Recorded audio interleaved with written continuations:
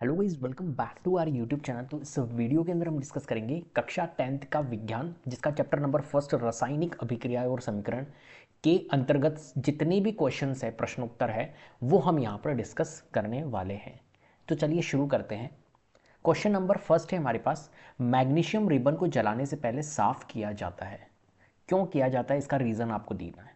तो देखो, जो मैग्नीशियम रिबन होती है, सबसे पहली बात, जो मैग्नीशियम को जब हम जलाते हैं तो मैग्नीशियम किसके प्रेजेंस में जलती है, किसकी उपस्थिति में जलती है? अपने जो वातावरण है उसके अंदर एयर है और एयर के अंदर ऑक्सीजन है। तो मैग्नीशियम को जब ऑक्सीजन के साथ में जलाया जाता है MgO2, तो क्या बनता है? हमारा मैग्नीशियम ऑक्साइड बनता है। ये तो हमें सबको पता है, क्लियर है। ये हमारी एक रिएक्शन होती है, ये अभिक्रिया बनती है हमारी।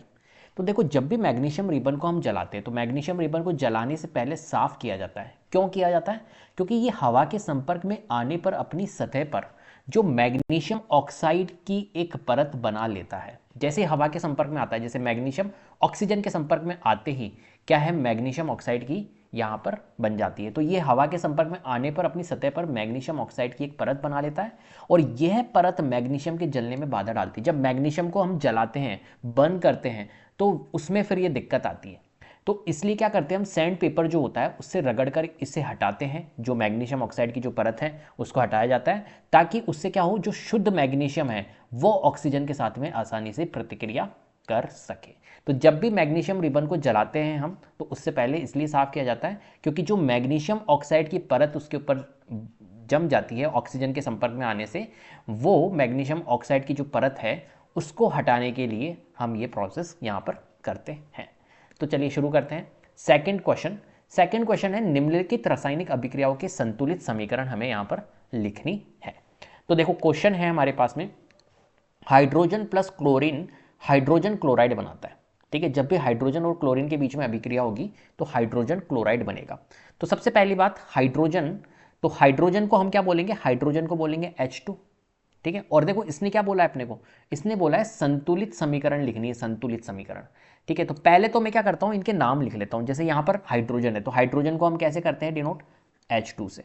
ठीक है, क्लोरीन को कैसे करते हैं? क्लोरीन होता है Cl2, ये अपने को याद होना चाहिए। ठीक है, और हमें क्या मिलेगा, ये अभिक्रिया करेंगे तो हाइड्रोजन क्लोराइड मिलेगा। हाइड्रोजन क्लोराइड क्या होता है? HCl। क्लियर है, ये मिल गया हमें। अब हमें संतुलित करना है। संतुलित कैसे करते हैं? तो संतुलित देखो, हाइड्रोजन के कितने अणु हैं यहाँ पर? 2 अणु हैं। ठीक है, 2 परमाणु। क्लोरीन के कितने हैं? क्लोरीन के 2 हैं। ठीक है, तो अब राइट हैंड साइड में, ये तो LHS में हो गए, तो LHS के हाइड्रोजन, यहाँ पर देखो LHS लिख लेता हूँ और यहाँ RHS लिख लेता हूँ।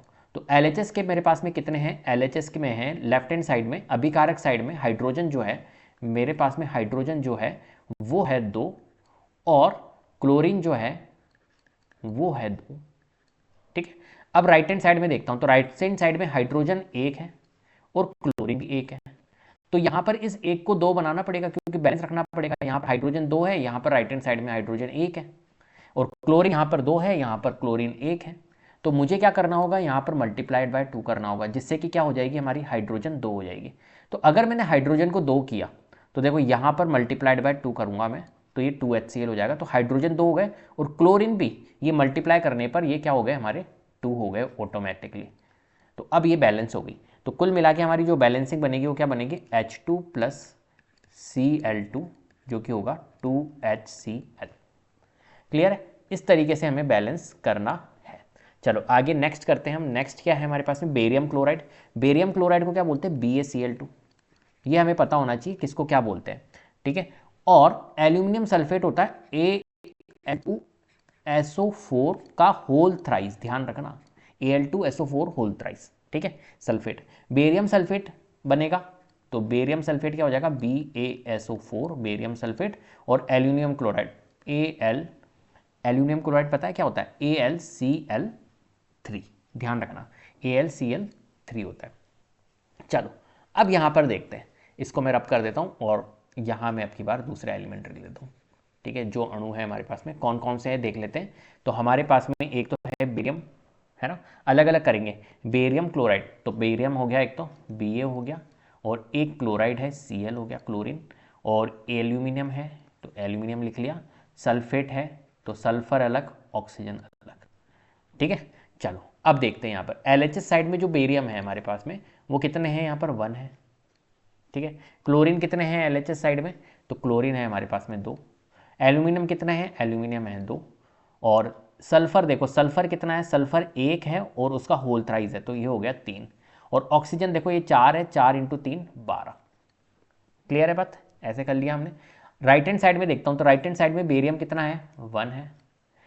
एज सल्फर कितना है, सल्फर है हमारे पास में 1, तो यहाँ लिखूंगा मैं सल्फर के लिए 1। ऑक्सीजन कितने हैं, 4, ऑक्सीजन 4। एल्यूमिनियम कितने हैं, एल्यूमिनियम है हमारे पास में 1 यहाँ पर। और क्लोरीन कितने हैं, क्लोरीन है यहाँ पर 3। अब यहाँ पर आप देख रहे होंगे कि ये बैलेंस नहीं है। देखो ये तो बैलेंस है, 1 1 है। क्लोरीन यहाँ पर 2 है, यहाँ 3 है। एल्यूमिनियम यहाँ 2 है, यहाँ 1 है। सल्फर यहाँ 3 है, यहाँ 1 है। ऑक्सीजन यहाँ पे 12 है, यहाँ पर 4 है। ठीक है, तो पहला काम मैं क्या करता हूँ, जितनी भी धातुएं होती हैं उनको पहले बैलेंस करते हैं। तो ये एल्यूमिनियम है, ठीक है, इस एल्यूमिनियम को हम यहाँ पर बैलेंस करते हैं। तो देखो यहाँ पर एल्यूमिनियम अगर 2 है LHS में, तो यहाँ पर 2 बनाने के लिए मल्टीप्लाइड बाय 2 करूँगा, तो ये 2 बन जाएगी। ठीक है, तो कहाँ पर है RHS में एल्यूमिनियम, कहाँ पर है, ये रहा। तो मैं यहाँ लगाऊंगा 2, यहाँ मैं लगा देता हूँ 2। जैसे मैंने 2 एल्यूमिनियम लगाया तो 2 एल्यूमिनियम हो गया। और क्लोरीन कितना हो जाएगा, क्लोरीन यहाँ पर देखो 3 है, 3 मल्टीप्लाइड बाय 2 6। तो क्लोरीन यहाँ पर कितने हो गए हमारे, 6 हो गए। तो कहाँ पर है भैया क्लोरीन, राइट हैंड साइड में क्लोरीन ये रहा। और ये क्लोरीन अब बन के 6 बन गया, ये ध्यान रखना। यहाँ 2 हो गया, यहाँ 6 हो गया, क्लोरीन 6 हो गया। अब जैसे क्लोरीन 6 हुआ, अब यहाँ पर क्लोरीन कितने हैं, 2 है। तो इस 2 को मेरे को 6 बनाना है, तो क्या करूँगा, मल्टीप्लाइड बाय 3 करूँगा, जिससे मेरा 6 बन जाएगा। तो मल्टीप्लाइड बाय 3 किया मैंने LHS में क्लोरीन पे। तो क्लोरीन कहाँ पर है, ये रहा। और LHS में मल्टीप्लाइड बाय 3 करना पड़ेगा, तो ये मैंने 3 मल्टीप्लाई यहाँ पर कर दिया। दूसरे पेन से कर लेता हूँ ताकि पता रहे। जैसे ही मैंने क्लोरीन बनाया 6, तो देखो ये बेरियम भी लिया। बेरियम कितना हो गया, अब 3। जो बेरियम यहाँ पर 1 था, अब बेरियम कितना हो चुका है, बेरियम 3 हो चुका है। आ रही मेरी बात समझ में। तो बेरियम हमारा कितना हो गया, यहाँ पर 3 हो गया। अब देखो यहाँ पर बेरियम 3 है, RHS में कितना है बेरियम, 1 ही है। ठीक है, यहाँ 1 है। तो इसको 3 बनाने के लिए, इसको 3 बनाने के लिए मेरे को RHS में 3 बेरियम करने पड़ेंगे। तो मेरे 3 से मल्टीप्लाई कर दूंगा, तो बेरियम 3। अब क्या होगा, देखो बेरियम 3 बन गया। बहुत ध्यान से समझना, यहाँ बेरियम 3 बन चुके हैं। सल्फर कितना है, सल्फर मेरा 3 है। सल्फर देखो यहाँ पर 1 था और सल्फर अब हो चुका है हमारा 3। कोई दिक्कत नहीं है, बहुत बढ़िया है ना। और हमें 3 ही चाहिए था क्योंकि LHS में 3 था, इसलिए 3 ही चाहिए था, हो गया। और ऑक्सीजन देखो, ऑक्सीजन कितना हो गया, 4 है, 4 × 3 12। ऑक्सीजन मेरा 12 है। तो यहाँ पर देखो ऑक्सीजन LHS में 12 था और यहाँ 4 था, तो 4 से मेरे को 12 वैसे भी बनाना था, तो 12 बन चुका है। अब देख लेते थोड़ा सा हमारी क्या इक्वेशन बैलेंस हो चुकी है। देखो बेरियम जो है वो 3 है, यहाँ 3 है, तो ये बैलेंस हो गया। क्लोरीन देखो यहाँ 6 है, यहाँ 6 है, बैलेंस हो गया। एल्यूमिनियम 2 है, 2 है, बैलेंस है। सल्फर मेरा यहाँ पर 3 है, 3 है, बैलेंस है। ऑक्सीजन मेरा 12 है, 12 है, बैलेंस है। सब हमारी मेटल्स जो है वो हमारी सब चीज़ें, हमारी धातुएं जो हमारे अणु हैं वो सब बैलेंस यहाँ पर हो चुके हैं। तो हमारी जो इक्वेशन बनेगी फाइनल, वो क्या बनेगी हमारी, बनेगी समीकरण 3BaCl2 plus Al2SO4 whole thrice, है ना, 3BaSO4 प्लस 2AlCl3। इस तरीके से हमारी यहाँ पर बैलेंसिंग बनेगी। चलो थर्ड पार्ट है हमारे पास में सोडियम प्लस पानी। तो सोडियम को हम क्या बोलते हैं, सोडियम को बोलते हैं Na। तो मैं लिख लेता हूँ, सोडियम होता है हमारा Na। पानी को हम बोलते हैं H2O, तो H2O। पहला काम यही करना है हमें। फिर उसके बाद में सोडियम हाइड्रोक्साइड। सोडियम हाइड्रोक्साइड क्या होता है, NaOH। क्या NaOH होता है, कोई दिक्कत नहीं है ना। अब उसके बाद में हाइड्रोजन, हाइड्रोजन को बोलते हैं H2। क्लियर है। चलो अब यहां पर देखते हैं, इसको मैं रब कर देता हूं, इसको मैं सारों को रब कर देता हूं और अब बनाता हूं मैं किसकी, अब बनाते हैं अपन इनकी। तो यहां पर मेरे पास में क्या क्या है, सोडियम है, Na है, ठीक है, और मेरे पास में हाइड्रोजन है, मेरे पास में ऑक्सीजन है, बस यही है, 3 ही एलिमेंट है। अब यहां पर देखो सोडियम मेरे पास में कितना है, तो मेरे पास में सोडियम 1 है। हाइड्रोजन कितने हैं, हाइड्रोजन 2 है। ऑक्सीजन कितने हैं, ऑक्सीजन 1 है। ठीक है, राइट हैंड साइड में देखता हूं, देखो ये Na है, ध्यान रखना। सोडियम कितना है, सोडियम 1 है ना। ऑक्सीजन कितना है, ऑक्सीजन 1 है। और हाइड्रोजन कितने हैं, हाइड्रोजन देखो यहाँ 2 है और एक यहाँ 3 है, तो टोटल हाइड्रोजन 3 हो गए। तो मुझे अब क्या करना होगा, यहाँ पर बैलेंस करना होगा। ठीक है, बैलेंस में कैसे करूंगा, तो यहाँ पे देखो ये तो बैलेंस्ड है ऑलरेडी, सोडियम और ऑक्सीजन ये बैलेंस्ड है। ये हमारा बैलेंस नहीं है हाइड्रोजन, तो ये 2 है और ये 3 है। तो मुझे क्या करना होगा, यहाँ पर मैं क्या करूँगा, 2 और 3 को बैलेंस करने के लिए यहाँ पे मैं 3 से मल्टीप्लाई करूँगा और यहाँ पे मैं 2 से मल्टीप्लाई करूँगा। एलएचएस में 3 से मल्टीप्लाई करते हैं जहाँ पर हाइड्रोजन है, तो यहाँ पर हाइड्रोजन है तो 3 से मल्टीप्लाई कर लेता हूँ। क्लियर है बात। और आरएचएस में मेरे को 2 से मल्टीप्लाई करना होगा जहाँ पे हाइड्रोजन है। 2 से मल्टीप्लाई मैं कहाँ पर करूँगा, 2 से मल्टीप्लाई मैं यहाँ कर लेता हूँ। ठीक है, अगर मैंने 2 से यहाँ मल्टीप्लाई किया, बहुत ध्यान से समझना, देखो हाइड्रोजन मेरे पास में यहाँ पर 3 है, यहाँ हाइड्रोजन 2 है। ठीक है, पहली बात आरएचएस में अगर मैंने 2 से मल्टीप्लाई किया, कितने से, अगर मैंने यहाँ पे आरएचएस साइड में 2 से मल्टीप्लाई किया तो 2 से मैं अगर यहाँ मल्टीप्लाई करता हूँ तो 2 दूनी 4, ठीक है, 4 और एक हाइड्रोजन यहाँ पर 5 हो जाता है, होता है। चलो एक हाइड्रोजन यहाँ पर है तो एक काम करता हूँ, 2 से यहाँ मल्टीप्लाई कर देता हूँ तो हाइड्रोजन यहाँ पे 2 कितने हो गए, 2 तो हाइड्रोजन यहाँ हो गए और 2 हाइड्रोजन यहाँ हो गए। तो अभी हमारे हाइड्रोजन कितने होंगे, यहाँ पर 4 हाइड्रोजन होंगे। क्लियर है बात, मेरी बात समझ में आ रही है। ठीक है, हाइड्रोजन कितने होंगे, देखो यहाँ हाइड्रोजन कितने हैं, यहाँ हाइड्रोजन 2 है। ठीक है, और यहाँ हाइड्रोजन कितने हैं, ठीक है, तो यहाँ पर देखो गड़बड़ हो रही है ना, यहाँ पे अगर मैंने यहाँ पे 3 और 2 करा तो यहाँ पर गड़बड़ हो जाएगी। तो अपन क्या करेंगे, यहाँ पर एक काम करते, 3 और 2 नहीं करते, है ना, मैं अपना अप्रोच लगाता हूँ। मैंने क्या किया यहाँ पर, एक मिनट, इसको भी 3 हटा देता हूँ, इसको भी 2 हटा देता हूँ, तो यहाँ बैठेगा नहीं मामला।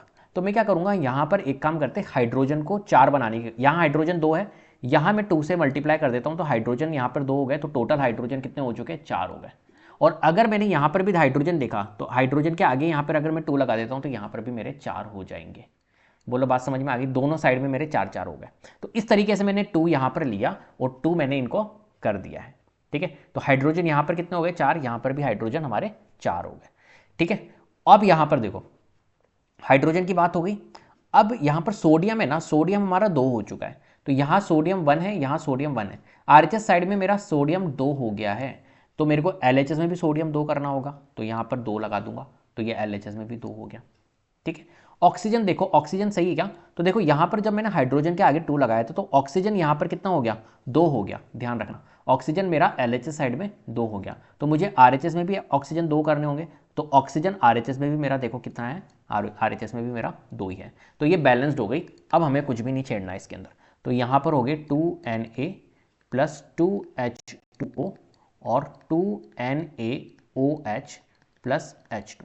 ध्यान रखना जो मैंने करी है, 2 और 3 को बैलेंस करने के लिए ऐसा नहीं कि आप 3 से मल्टीप्लाई करो और इसको 2 से करो तो 6 करो।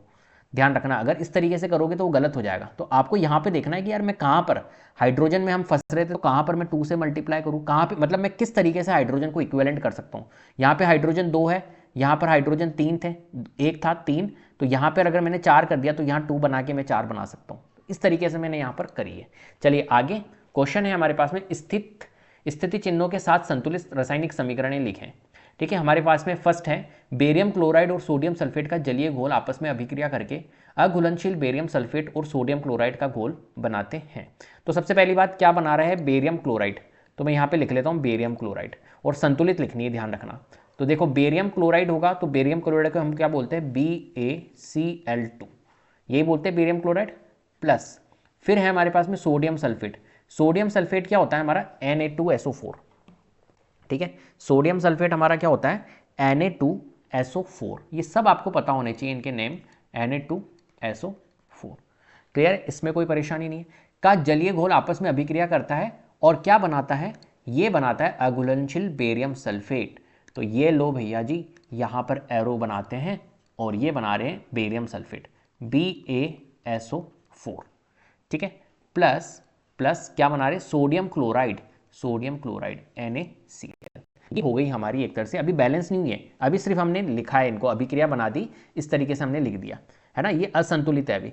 अब इसको संतुलित करेंगे, तो देख लेते हैं संतुलित कैसे करेंगे। तो देखो यहाँ पर बेरियम है, तो मेरे पास में यहाँ पर LHS लिख लेता हूँ मैं, और यहाँ मैं RHS लिख लेता हूँ। और मेरे पास में कौन कौन है, मेरे पास में है एक तो बेरियम, एक है मेरे पास में क्लोरीन, और है सोडियम, सोडियम के अलावा मेरे पास में सल्फेट है SO4, पूरा ले लेता हूँ SO4, है ना, सल्फर ऑक्सीजन अलग अलग नहीं, सल्फेट पूरा ही ले लेता हूँ, SO4 ले लेता हूँ। ठीक है, SO ही ले लेता हूँ पूरा। क्लियर है बात, चलो अब कर लेते हैं यहाँ पर। तो देखो यहाँ पर बेरियम मेरे पास में कितना है, बेरियम यहाँ पर 1 है, यहाँ पर क्लोरीन कितना है, 2 है, सोडियम मेरे पास में 2 है और सल्फेट मेरे पास में 4 है।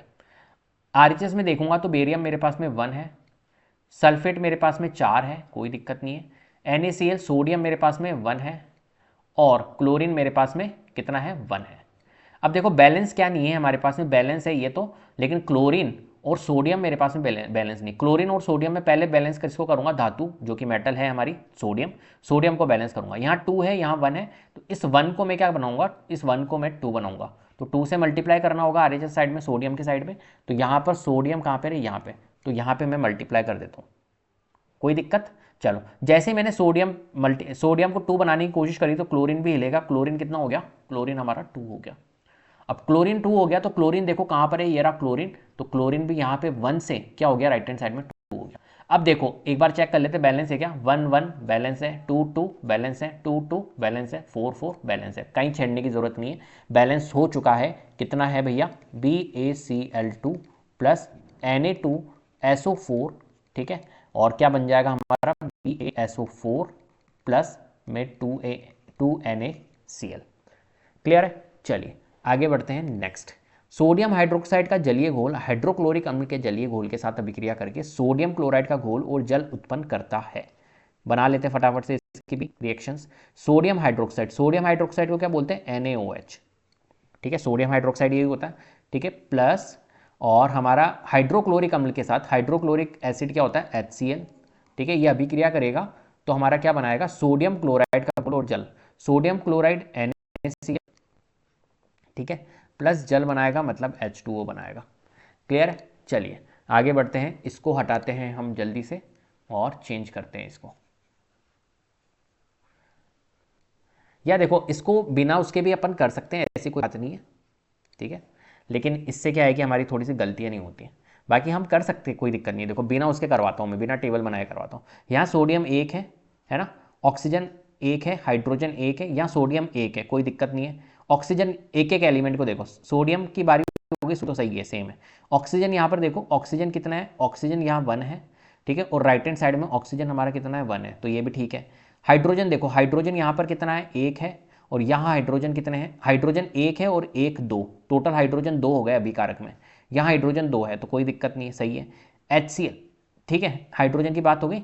अब देख लेते हैं Cl, क्लोरीन की, तो क्लोरीन यहाँ पर 1 है, यहाँ क्लोरीन 1 है, तो ये तो ऑलरेडी बैलेंस्ड है, यहाँ तो आपको कुछ रिक्वायरमेंट ही नहीं करने की, तो ये बैलेंस्ड है ऑलरेडी। तो NaOH प्लस HCl, ठीक है, NaCl, देखो हमने बिना टेबल बनाए ही कर लिया इसको, H2O यही बनेगी, ये ऑलरेडी बैलेंस्ड थी हमारी। चलो नेक्स्ट, X नामक पदार्थ का घोल सफेदी करने के लिए उपयोग किया जाता है, ठीक है, तो कौन सा X नामक पदार्थ जो है वो सफेदी करने के लिए, आपने देखा होगा जब आपने चैप्टर पढ़ा होगा, तो जो हमारा सफेदी करने के लिए यूज किया जाता है वो पदार्थ कौन सा होता है, कैल्शियम ऑक्साइड, ठीक है, तो ये पदार्थ कौन है, X जो है वो है कैल्शियम ऑक्साइड, या हम इसको कहते हैं चूना, ठीक है, क्या बोलते हैं, चूना, जिसका रासायनिक सूत्र क्या होता है, कैल्शियम ऑक्साइड। अब ये जो कैल्शियम ऑक्साइड है वो जल के साथ प्रतिक्रिया करता है, अभिक्रिया करता है, तो जब कैल्शियम ऑक्साइड जल के साथ अभिक्रिया करता है तो कैल्शियम हाइड्रोक्साइड का निर्माण करता है।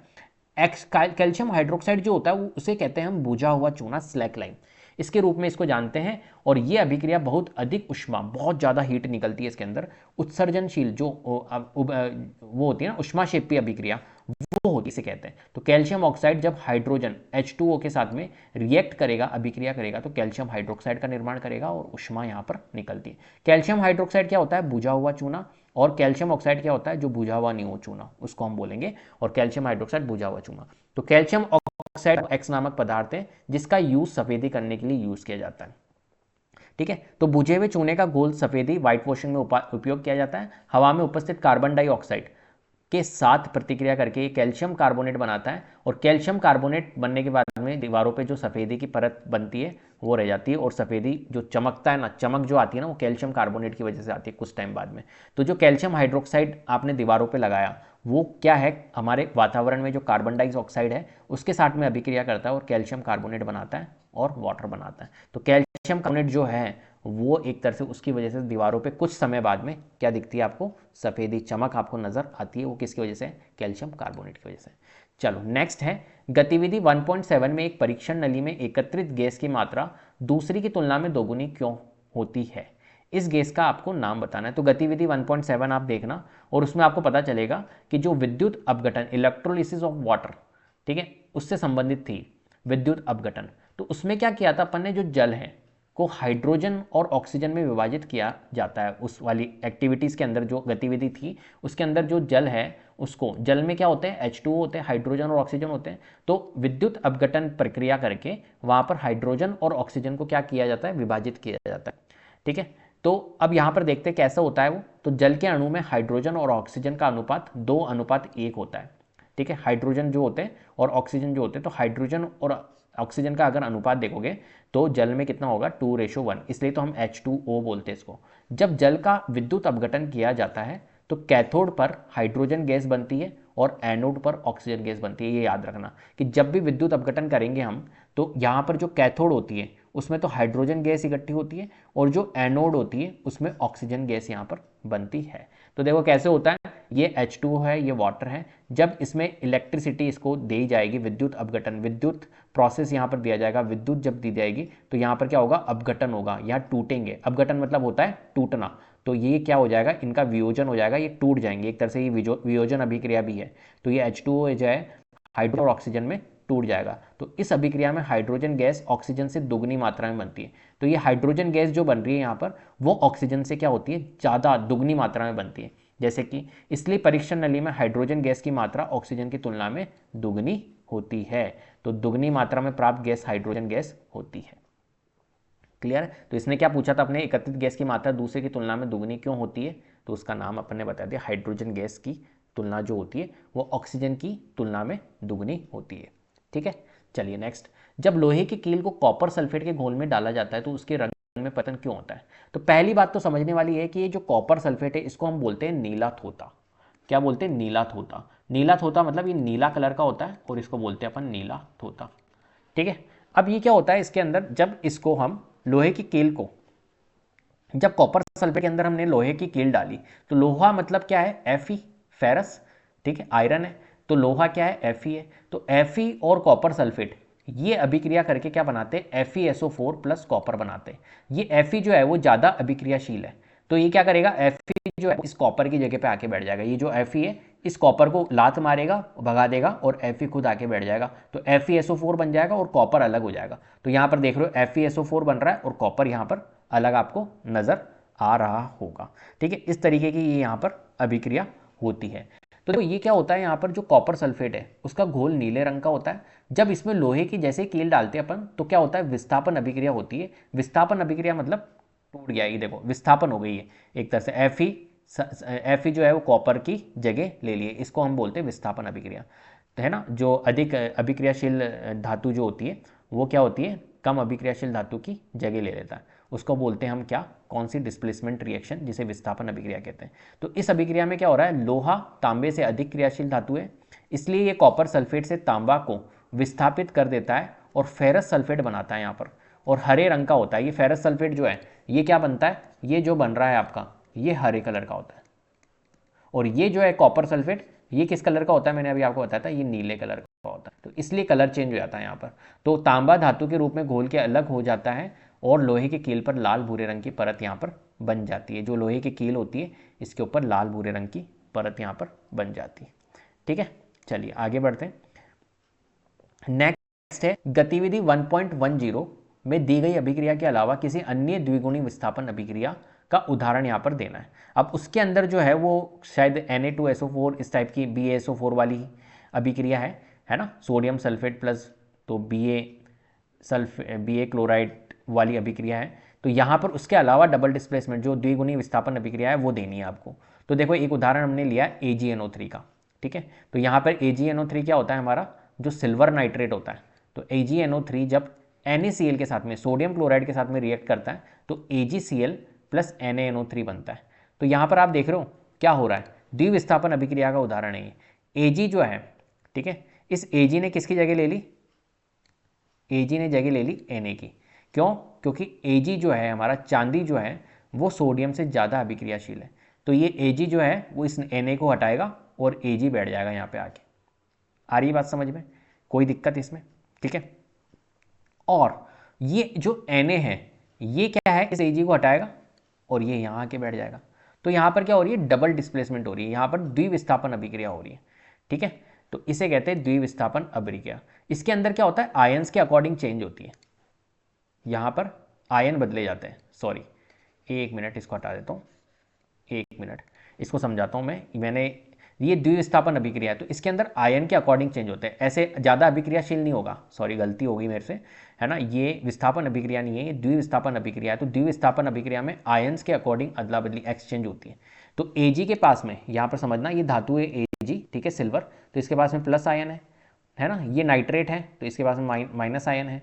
ऐसे ही ये सोडियम है तो इसके पास प्लस आयन है, क्लोरीन के पास में माइनस आयन है, तो इसका प्लस इसके माइनस से बॉन्ड बंधेगा और इसका प्लस इसके माइनस से बंधेगा, तो इस तरीके से ये बनती। तो देखो ये Ag है ये Cl के साथ में, और ये जो Na है ये NO3 के साथ में, तो इस तरीके से यहाँ पर ये बनते हैं। तो इसमें चांदी नाइट्रेट जो होती है, सिल्वर नाइट्रेट जिसे हम कहते हैं, और सोडियम क्लोराइड के धातु के आयन आपस में अदला बदली करते हैं, ठीक है। अघुलनशील चांदी क्लोराइड सफ़ेद रंग के शेप के रूप में बनती है। तो यहाँ पर जो चांदी क्लोराइड है, जो ये यहाँ पर सिल्वर क्लोराइड बनी है, ये क्या है, ये एक तरह से प्रिसिपिटेट है जिसे हम कहते हैं अवक्षेप। ये क्या बना, ये बना हमारा सफ़ेद रंग का अवक्षेप, ठीक है, ध्यान रखना, सफ़ेद रंग अवक्षेप बना। यहाँ पर अवक्षेप क्या होता है, जो चांदी में जो पानी में घुलनशील नहीं होता है उससे हम बोलते हैं अवक्षेप। ये एक तरह से ठोस अवस्था में दिखने को आपको मिलता है, ठीक है, जो अघुलनशील पदार्थ होगा, ठीक है, पानी के अंदर, उसको हम बोलेंगे अवक्षेप। चलो नेक्स्ट, निम्नलिखित अभिक्रियाओं में ऑक्सीकरण और अपचयन होने वाले पदार्थों की पहचान अपने को करनी है। तो देखो यहाँ पर अपने को बताना है, ये Na है प्लस O2 क्या बनाता है, Na2O बनाता है, ठीक है। तो सोडियम ऑक्सीजन के साथ में क्रिया करता है, तो यहाँ पर क्या बना रहा है, सोडियम ऑक्साइड बना रहा है, क्लियर है बात। अब इसमें देखो यहाँ पे क्या हो रहा है, Na से यहाँ पे अगर हम देखें Na, और यहाँ पर देखें Na से Na2O बन गया, मतलब ऑक्सीजन जुड़ गई। और अगर ऑक्सीजन जुड़ रही है तो वहाँ पर क्या हो रहा है, ऑक्सीजन का जुड़ना वो होता है ऑक्सीकरण, और हाइड्रोजन का घटना वो भी होता है ऑक्सीकरण, ठीक है। और ऑक्सीजन का हटना, ठीक है, ऑक्सीजन का हटना उसको बोलते हैं अपचयन, क्लियर है बात। तो यहां पर क्या हो रहा है, ऑक्सीकरण हो रहा है। तो इसने बोला है कि भैया ऑक्सीकरण और अपचयन होने वाले पदार्थों की पहचान करनी है। तो यहां पर ऑक्सीकरण कहां पर हो रहा है, Na के पास में हो रहा है, तो Na जो है वो क्या हुआ, ऑक्सीकरण हुआ, क्लियर है बात। और अपचयन कौन होगा, अपचयन होगा हमारा, देखो ये O2 है, ठीक है। देखो ऑक्सीकरण, सोडियम ने ऑक्सीजन के साथ मिलकर सोडियम ऑक्साइड बनाया, जिसका मतलब है कि Na ने इलेक्ट्रॉनों का त्याग किया, इसलिए Na का ऑक्सीकरण हुआ। इस Na ने क्या किया, इस इलेक्ट्रॉन का, या आप सीधे सिंपल देखो Na से क्या बन गया, Na2O, तो Na के पास में ऑक्सीजन जुड़ गई, ऑक्सीजन का जुड़ना ऑक्सीकरण है।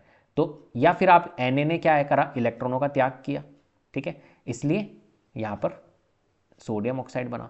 ऐसे ही अपचयन जो होगा, अपचयन के अंदर क्या होता है, ऑक्सीजन ने इलेक्ट्रॉनों को ग्रहण किया। अब ये देखो इस ऑक्सीजन ने क्या किया, इलेक्ट्रॉनों को ग्रहण किया और Na2O में बदल दिया, ठीक है, इसलिए ऑक्सीजन का अपचयन हो गया। इस ऑक्सीजन का क्या हो गया, यहाँ पर अपचयन हो गया, क्योंकि ऑक्सीजन ने क्या किया, एक तरह से यहाँ पर इलेक्ट्रॉनों को ग्रहण किया है, ठीक है। और इलेक्ट्रॉनों को अगर त्याग कर रहे हैं तो ऑक्सीकरण है, और इलेक्ट्रॉनों को जो ग्रहण कर रहा है वो अपचयन है। तो यहाँ पर जिसका ऑक्सीकरण हुआ वो तो सोडियम हुआ, ठीक है, जिसका ऑक्सीकरण हुआ वो तो सोडियम है, और जिसका अपचयन हुआ वो कौन है, ऑक्सीजन है यहाँ पर, ठीक है। इस तरीके से हमें बताना होता है। नेक्स्ट यहाँ पर देखो कॉपर ऑक्साइड, अब इसको समझते हैं, बहुत आसान है। यहाँ पर कॉपर ऑक्साइड है, तो कॉपर ऑक्साइड से क्या बन गया, यहाँ पर कॉपर बन गया, मतलब इस केस के अंदर क्या हुआ, इस केस के अंदर अपचयन हुआ, ऑक्साइड हट गई, ऑक्सीजन हट गई, ऑक्सीजन हटना मतलब अपचयन है, ऑक्सीजन का जुड़ना मतलब हमारा ऑक्सीकरण है। यहाँ पर देखो H2 है, हाइड्रोजन के पास में, यहाँ पर देखो ऑक्सीजन जुड़ गई, तो यहाँ पर क्या हो रही है, यहाँ पर हो रही है ऑक्सीकरण। तो ऑक्सीकरण और अपचयन दोनों हो गई यहाँ तो, और ऑक्सीकरण और अपचयन दोनों हो गए किसी क्रिया में, उसको हम बोलते हैं रेडॉक्स अभिक्रिया, ठीक है। तो यहाँ पे अपने से पूछा है ऑक्सीकरण किसका हुआ, अपचयन किसका हुआ, तो पहली बात तो ऑक्सीकरण का किसका हुआ, हाइड्रोजन, हाइड्रोजन के साथ में क्या जुड़ गई, ऑक्सीजन, तो ऑक्सीकरण तो किसका हुआ, हाइड्रोजन का हुआ। और अपचयन किसका हुआ, देखो कॉपर ऑक्साइड से क्या बन गया, कॉपर गया, तो ऑक्सीजन अपचयन किसका हुआ, कॉपर ऑक्साइड का, इसका कॉपर ऑक्साइड का, तो अपचयन हुआ कॉपर ऑक्साइड का। ठीक है, तो ऑक्सीकरण, हाइड्रोजन ने ऑक्सीजन को ग्रहण करके H2O बना लिया, यानी H2 ने इलेक्ट्रॉनों का त्याग किया, इसलिए H2 का ऑक्सीकरण हुआ। और अपचयन, कॉपर ऑक्साइड ने अपने ऑक्सीजन परमाणु को हाइड्रोजन को दे दिए। ठीक है, ये जो कॉपर ऑक्साइड है इसने अपने ऑक्सीजन जो परमाणु है वो किसको दे दिए, हाइड्रोजन को दे दिए, जिससे ये तांबा में बदल गया, है ना, और इसलिए कॉपर ऑक्साइड का यहाँ पर क्या हो गया, अपचयन हो गया। सिंपल, इस तरीके से हमें ये क्वेश्चन सॉल्व करने होते हैं। तो उम्मीद करता हूँ आपको वीडियो पसंद आई होगी। अगर वीडियो पसंद आई है तो प्लीज़ लाइक कीजिए, शेयर कीजिए, चैनल को सब्सक्राइब कर लीजिएगा, बेल आइकन को जरूर प्रेस कर लीजिएगा, जिससे कि अपकमिंग वीडियोज़ के नोटिफिकेशन आपको टाइम टू टाइम मिलते रहे। Thank you so much.